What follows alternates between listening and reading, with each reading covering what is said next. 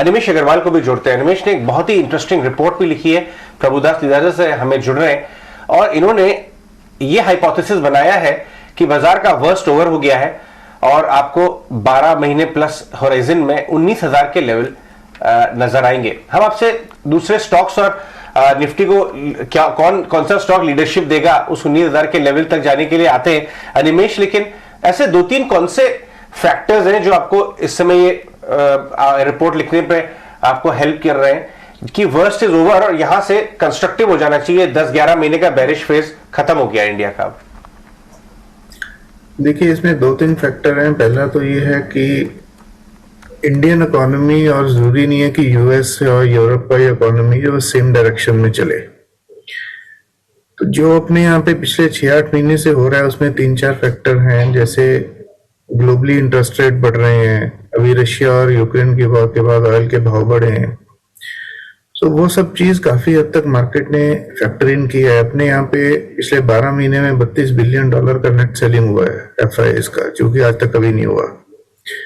सो market जो है it has been reasonably resilient because the domestic buying has been there, the inflows in the various, you can say, mutual funds and PMS etc, so they have been intact. तो यहाँ से देखिए आपका for example जितनी भी agro commodities थी वो काफी कूल डाउन हो गई हैं। There index has now more और less come to the March level. Oil का भाव भी देखिए, जो पहले वो जितना ऊपर गया था थोड़ा वहां से कूल डाउन हुआ है। पाम ऑयल का भाव भी कम हुआ है। सो अगर हम लास्ट मंथ का इन्फ्लेशन देखेंगे तो इन्फ्लेशन भी जो इंडिया में है वो मोर और लेस लग रहा है कि पीक आउट हो गया है। सो यहाँ से अच्छा मॉनसून है, लास्ट टाइम का क्रॉप भी अच्छा था। सो हमारी उम्मीद ये है कि 1-2 महीने के अंदर रूरल डिमांड में भी अपटिक आएगा। जैसे इन्फ्लेशन कम होगा, ऑयल के प्राइसेस कम होंगे, फूड आर्टिकल के प्राइसेस कम होंगे, तो उसका भी डिमांड के ऊपर अच्छा असर पड़ेगा। And after a while Indian markets will surely decouple from the global markets. और पिछले कुछ दिन में वो थोड़ा ट्रेंड दिख भी रहा है कि जैसे मार्केट को थोड़ा एक बेस मिला है and the select stocks have started doing better. बिल्कुल Amnish, good morning. Mansi this side. Of course आप नतीजों की अगर देखें, बात करें ओवर द वीकेंड कई सारे इंपॉर्टेंट नंबर्स हैं। निफ्टी के 33% वेटेज ऑफ कंपनीज के नंबर्स आते हुए दिखेंगे, जिसमें रिलायंस के नंबर्स मच अवेटेड हैं आज पोस्ट मार्केट। लेकिन इसके अलावा बैंकिंग स्पेस में भी आईसीआईसीआई, कोटक महिंद्रा बैंक के तमाम स्टॉक्स हैं जिसके नंबर्स पर फोकस रहेगा। इन्फोसिस है जिस पर खासतौर से नजर रहेगी, क्योंकि विप्रो के नंबर्स के बाद कह सकते हैं हैवी वेट बड़ा आईटी काउंटर है जो कि नंबर्स पेश करता हुआ दिखेगा। इन्फोसिस के नंबर्स से उम्मीद है आपके हिसाब से क्या लगानी चाहिए आईटी स्पेस पर, पर्टिकुलरली इन्फोसिस को?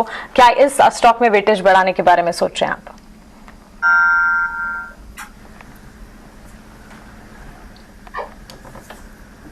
अनिश, this question is for you. Okay, so देखिए आईटी सेक्टर पे हम अपने मॉडल पोर्टफोलियो में पिछले 2 महीने से ओवरवेट हैं। 2020 में जब अपना कोविड का पहला वेव आया था उसके बाद आईटी के स्टॉक्स काफी री रेट हो गए थे, बिकॉज वर्क फ्रॉम होम के कारण कंपनीज के मार्जिन ऊपर गए और पी मल्टीपल भी काफी ऊपर जा चुके हैं। बट पिछले 6-8 महीने के अंदर सेक्टर में 25-30% जो है स्टॉक्स करेक्ट हुए हैं। That is one. And secondly, आपका लॉन्ग टर्म में ग्रोथ ट्रैजेक्टरी में कोई फर्क नहीं आया है।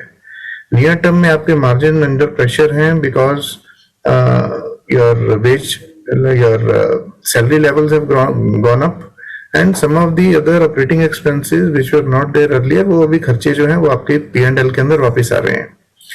So जहां तक नंबर्स का ताल्लुक है, नंबर सब कंपनीज के नियर टर्म में थोड़ा प्रेशर के अंदर रह सकते हैं, थोड़ा क्रॉस करेंसी हेडविंड्स हो सकते हैं।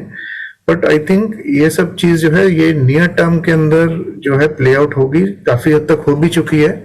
सो अगर हम 2-3 साल का व्यू लेके लेंगे तो आई थिंक आईटी स्टॉक्स में काफी हद तक करेक्शन ऑलरेडी हो चुका है। एंड यहाँ से there is a good probability of making good money in the IT stocks over the next couple of years. Alright, ठीक है, एब्सोल्युटली। एक बार आप चलिए, बिल्कुल Amnish, thanks for highlighting that. हम देख भी रहे हैं कि आपने जो अपनी रिकमेंडेशन भेजी कि IT service strong global demand, लेकिन अभी स्ट्रक्चरल स्टोरी आपको लगता है कि यहाँ थोड़ी शिफ्ट हो रही है। एक बार अमीश से समझते हैं आईसीआईसीआई बैंक पे क्या व्यू बन रहा है, जिस हिसाब से ने लास्ट कुछ क्वार्टर्स दिए हैं, जिस तरह से कमेंट्री दी है। अमीश, आप बताएं आईसीआईसीआई बैंक के अर्निंग्स की एक्सपेक्टेशन क्या है, इस बैंक से ओवरऑल बाजार की पोजीशनिंग क्या है? देखिए, आईसीआईसीआई बैंक हमारा टॉप पिक है बैंकिंग स्पेस के अंदर। पिछले कुछ क्वार्टर से नंबर अच्छे आ रहे हैं और जिस टाइप का एनवायरनमेंट है कि आपके इंटरेस्ट रेट बढ़ रहे हैं, तो आपका एसेट रीप्राइसिंग फास्टर होता है लायबिलिटी रीप्राइसिंग से, तो उसके कारण इनके मार्जिन्स बढ़ेंगे, क्रेडिट ग्रोथ भी बेटर है और आईसीआईसीआई ये क्वार्टर नहीं 3-4 क्वार्टर से अच्छे नंबर दे रहा है।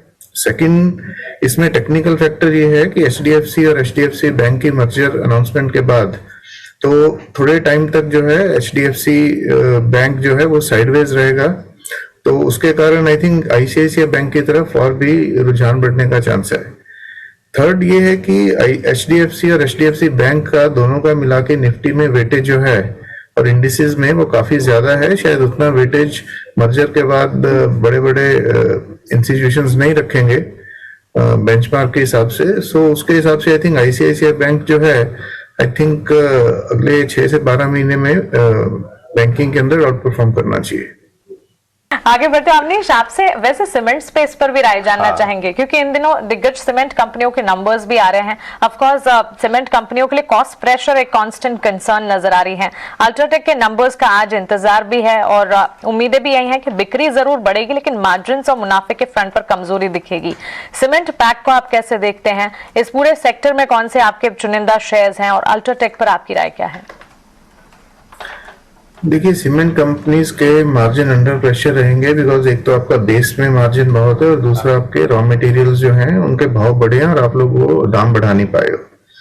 सो सीमेंट स्पेस के अंदर ओवरऑल हम अंडरवेट हैं, बिकॉज सीमेंट के अंदर आपका कंपटीशन बढ़ेगा, पर्टिकुलरली अडानी ग्रुप के एंट्री के बाद। I think there will be increased, you can say race to increase the capacity, थोड़ा कंसोलिडेशन होने का भी इंडस्ट्री के अंदर चांस है।